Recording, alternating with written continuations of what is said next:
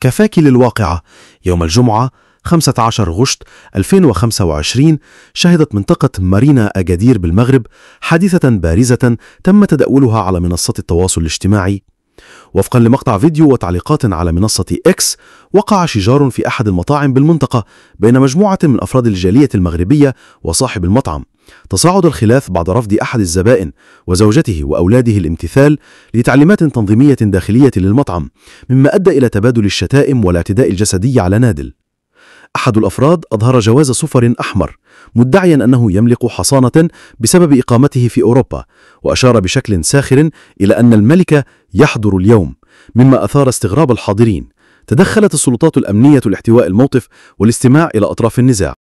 قراءة النص للواقعة. بداية الخلاف.